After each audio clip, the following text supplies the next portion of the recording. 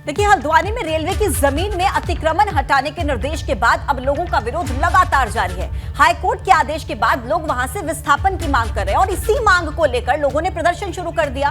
दरअसल नैनीताल हाईकोर्ट ने रेलवे अधिकृत भूमि बनभूलपुरा के गफूर बस्ती को हटाने के आदेश दिए थे। इसमें 78 एकड़ जमीन 4365 घरों को हटाए जाने के आदेश थे। हालांकि अभी ये मामला सुप्रीम कोर्ट में पहुंच गया है, लेकिन वहां के लोगों का साफ कहना है कि जिस तरह से घर खाली करवाने के आदेश दिए गए हैं वो सरासर गलत है।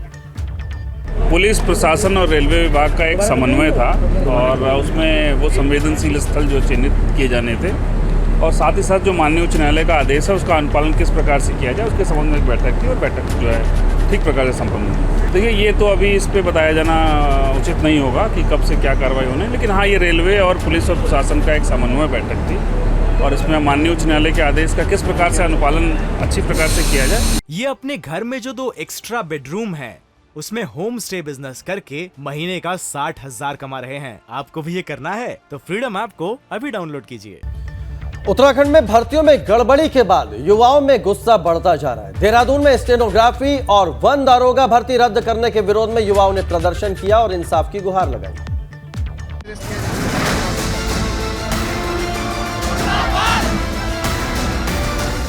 रोजगार पर धांधली की तलवार।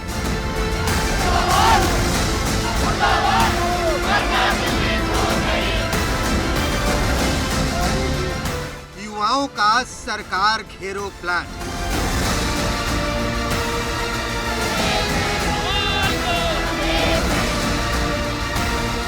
भर्तियों में गड़बड़ी का आरोप।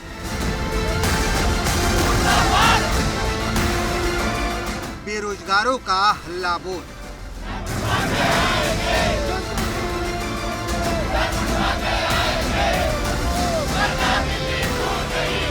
देवभूमि में एक के बाद एक भर्तियों में धांधली की तलवार लटक रही है। विधानसभा भर्ती घोटाले के बाद वन दारोगा और स्टेनोग्राफी भर्ती पर सवाल उठे तो चयनित युवाओं ने संग्राम शुरू कर दिया। उत्तराखंड की राजधानी देहरादून में वन दारोगा भर्ती रद्द किए जाने के विरोध में युवा सड़कों पर उतरे।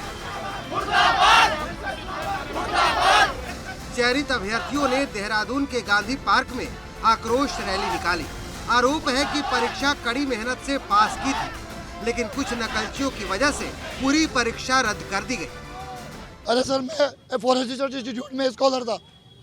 मैंने कई पेपर निकले है ना, BDS MBBS की कोचिंग करी है, फिर जाके साइंस साइड का एक पेपर आता है। 15-20 सालों में कोई पेपर साइंस साइड का आया था। ये सारे अभ्यर्थी उसी के हैं सर, कोई बीटेक वाला कोई, क्योंकि बेरोजगारी इतनी है। हमें सर साइंस का बड़ी मुश्किल से कोई पेपर आया था, हमने वो पेपर निकाला है, अपने दम पे निकाला है और नियुक्ति लेके रहेंगे और कुछ नहीं चाहिए हमें इससे ज़्यादा। उधर स्टेनोग्राफी भर्ती मामले में भी विरोध शुरू हो गया। इस भर्ती में भी विवाद नकल को लेकर है। चयनित अभ्यर्थी आरोप लगा रहे हैं कि आखिर परीक्षा में 3 साल बाद नकल का विवाद कैसे आ गया। आयोग ने सीधे सीधे बोला है कि इस क्षेत्र से, उधम सिंह नगर से इतने सारे बच्चे क्यों सिलेक्ट हुए हैं।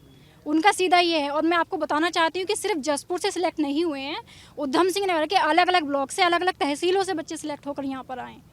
और आयोग पता नहीं क्यों किस बात की जांच की है। 2.5 महीने से हमें लटका रखा है कि जांच हो रही है, जांच हो रही है। अभी तक आयोग को पता ही नहीं चला है। दरअसल 2021 में 162 पदों पर स्टेनोग्राफी की परीक्षाएं हुई थी। 16 और 17 मार्च 2021 को ऑनलाइन एग्जाम हुआ था, जिसका परिणाम 30 मार्च 2022 को घोषित किया गया था। अब इस भर्ती पर सवाल उठ रहे हैं और जांच की बात कही जा रही है, जबकि जून 2022 को सभी अभ्यर्थियों का परीक्षा में चयन होने के बाद वेरिफिकेशन भी हो चुका है। पहले ही उत्तराखंड में भर्तियों में गड़बड़ी का जिन्न कुंडली मारकर बैठा है, लेकिन सीएम पुष्कर सिंह धामी भर्तियों में पारदर्शिता का दावा कर रहे हैं। जो भी भर्ती होगी सब पारदर्शिता के आधार पर होगी और ऐसे बच्चे, ऐसे बेटे बेटियां जो मेहनती होंगे, लगन से जिन्होंने काम किया होगा, उन सभी को आगे आने का अवसर मिलेगा, क्योंकि अब हमने ऐसी व्यवस्था कर दी है कि किसी भी कीमत पर अब इन भर्तियों में कोई गड़बड़ियां नहीं होंगी। एक के बाद एक गड़बड़ियों के मामले कई सवाल खड़े हो रहे हैं। रोजगार पर बट्टा लगाने वाला रैकेट आखिर कौन है और कब इस नेटवर्क को तोड़ा जाएगा, जो देवभूमि के युवाओं के सपनों को चंद पैसों के लिए बेच रहा है। देहरादून से पंकज राणा और विनोद कुमार, एबीपी गंगा।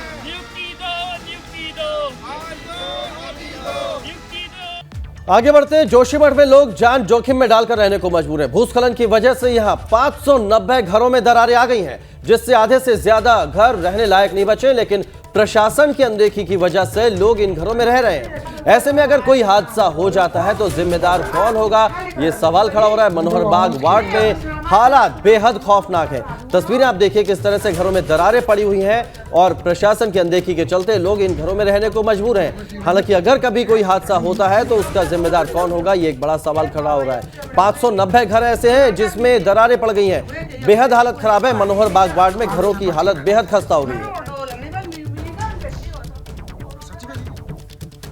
ये अपने घर में जो 2 एक्स्ट्रा बेडरूम है उसमें होम स्टे बिजनेस करके महीने का 60,000 कमा रहे हैं। आपको भी ये करना है तो फ्रीडम ऐप को अभी डाउनलोड कीजिए।